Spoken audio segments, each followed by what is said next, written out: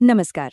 कभी सोचा है कि भारत जैसा विशाल और विविध देश जहां इतनी सारी भाषाएं और संस्कृतियां हैं, आखिर एक राष्ट्र बना कैसे? चलिए, आज हम इसी रोमांचक कहानी में उतरते हैं कि कैसे करोड़ों लोगों में ये हम एक हैं वाली भावना पैदा हुई। तो सवाल यही है कि एक राष्ट्र का जन्म होता कैसे है।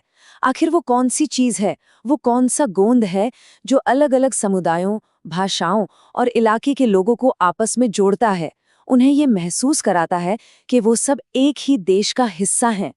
और इस पूरी प्रक्रिया का जो दिल है ना, वो है सामूहिक अपनेपन का भाव। ये कोई कानून नहीं है, बल्कि एक गहरी भावना है। जरा सोचिए, जैसे एक परिवार को उनकी साझा यादें और मुश्किल वक्त एक दूसरे से जोड़ता है, ठीक वैसे ही एक राष्ट्र को उसके साझा संघर्ष और एक जैसी सांस्कृतिक पहचान आपस में जोड़ती है। आज के हमारे इस सफर के 4 पड़ाव होंगे। सबसे पहले हम देखेंगे कि एक संयुक्त भारत की कल्पना कैसे की गई। फिर उन सांस्कृतिक साधनों पर नजर डालेंगे जिनका इस्तेमाल हुआ। इसके बाद हम समझेंगे कि इतिहास को कैसे फिर से पढ़ा गया, और आखिर में इस पूरी प्रक्रिया में आई चुनौतियों को भी देखेंगे। तो चलिए पहले हिस्से से शुरू करते हैं। देखिए, राष्ट्रवाद सिर्फ राजनीतिक विरोध से ही पैदा नहीं होता, उसे बाकायदा बहुत सोच समझकर गढ़ा जाता है। इसे समझने के लिए जरा सोचिए कि राष्ट्रवाद एक ट्रेन की तरह था जो 2 पटरियों पर एक साथ दौड़ रही थी। एक पटरी थी साझा दुश्मन, यानी अंग्रेजी हुकूमत के खिलाफ संघर्ष की, और दूसरी पटरी थी संस्कृति की, जिसने इस एकता को एक चेहरा दिया, एक पहचान दी और एक दिल दिया। अच्छा, तो ये एकता आई कैसे? यहीं पर आता है हमारा दूसरा हिस्सा। चलिए देखते हैं कि इस राष्ट्रीय पहचान को बनाने के लिए कौन कौन से साधन या कहें टूल्स इस्तेमाल किए गए। तो जो राष्ट्र बनाने वाले थे ना, उनके पास एक तरह का कल्चरल टूलकिट था। उन्होंने सिर्फ भाषण नहीं दिए, बल्कि ऐसे प्रतीक बनाए जो लोगों के दिलों में उतर जाएं। जैसे कि एक राष्ट्रीय प्रतीक, एक ऐसा गीत जो सबकी जुबान पर चढ़ जाए, हमारी भूली बिसरी लोक कथाओं की खोज, और एकता का सबसे बड़ा निशान, हमारा झंडा। अब देखिए, राष्ट्र का आइडिया ना बड़ा एब्स्ट्रैक्ट होता है। इसे ठोस बनाने के लिए एक बहुत शक्तिशाली तरीका खोजा गया। भारत को एक माँ का रूप देना, यानी भारत माता। अवनींद्रनाथ टैगोर की मशहूर पेंटिंग में भारत माता को एक शांत तपस्विनी के रूप में दिखाया गया है, जो हमें ज्ञान, भोजन और आध्यात्मिकता दे रही हैं। और अचानक देश सिर्फ एक नक्शा नहीं रहा, बल्कि एक माँ बन गया, जिसकी रक्षा करना हर भारतीय का कर्तव्य था। और जहां एक तस्वीर थी, वहां एक आवाज भी थी। बंकिम चंद्र चट्टोपाध्याय का वंदे मातरम सिर्फ एक गीत नहीं था, ये एक नारा बन गया, एक प्रार्थना बन गई। जरा कल्पना कीजिए, स्वदेशी आंदोलन के दौरान हजारों लोग एक साथ गलियों में इसे गाते हुए मार्च कर रहे हैं। ये गीत लोगों के दिलों में देशभक्ति की आग जलाने का सबसे ताकतवर जरिया बन गया। उस वक्त के राष्ट्रवादियों का ये मानना था कि भारत की असली आत्मा तो गांवों और लोक परंपराओं में बसती है, जिसे अंग्रेजी शासन ने कहीं ना कहीं दबा दिया था। इसलिए उन्होंने लोक कथाओं और गीतों को इकट्ठा करना शुरू किया, ताकि हम अपने उस गौरवशाली और असली अतीत को फिर से खोज सकें। और ये काम सिर्फ एक जगह नहीं, पूरे देश में हो रहा था। बंगाल में तो खुद रविंद्रनाथ टैगोर गांव-गांव घूमकर लोकगीत और कथाएं इकट्ठा कर रहे थे।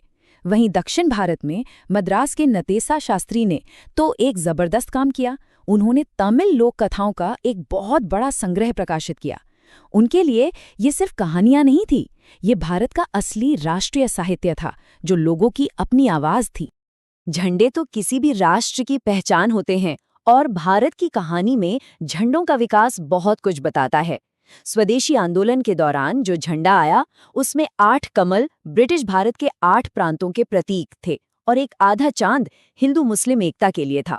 फिर 1921 में गांधी जी ने स्वराज झंडे को एक नया रूप दिया। इसके बीच में चरखा रखा गया, जो सिर्फ एक औजार नहीं, बल्कि आत्मनिर्भरता और अंग्रेजी माल के बहिष्कार का एक बहुत शक्तिशाली प्रतीक था। अब आते हैं तीसरे और शायद सबसे ताकतवर टूल पर, इतिहास को एक नई नजर से देखना। ये राष्ट्र निर्माण का एक बहुत ही शक्तिशाली साधन था। एक तरफ अंग्रेजों की कहानी थी, जो भारतीयों को पिछड़ा और खुद पर राज करने में असमर्थ बताती थी, और इसके जवाब में भारतीय राष्ट्रवादियों ने एक बिल्कुल अलग कहानी सामने रखी। उन्होंने भारत के उस सुनहरे अतीत को उजागर किया, जब कला, विज्ञान और शासन में भारत दुनिया में सबसे आगे था। और इस पूरी कोशिश का मकसद बिल्कुल साफ था, भारतीयों के मन में अपने अतीत को लेकर गर्व भरना और ये विश्वास दिलाना कि वे एक महान भविष्य बनाने में पूरी तरह से सक्षम हैं। और अब हम आते हैं अपने आखिरी पड़ाव पर, जो इस कहानी के सबसे पेचीदा पहलू को सामने लाता है। लेकिन एक बड़ा सवाल उठता है, राष्ट्रवाद की ये जो कहानी गढ़ी जा रही थी, जिसमें अतीत का गौरव था, क्या वो हर समुदाय को, हर किसी को अपने साथ जोड़ पाई? और सच तो ये है कि ये कहानी सबके लिए एक जैसी नहीं थी। जब राष्ट्रवादियों ने गौरवशाली अतीत की बात की, तो उनका ध्यान अक्सर प्राचीन हिंदू साम्राज्यों पर होता था।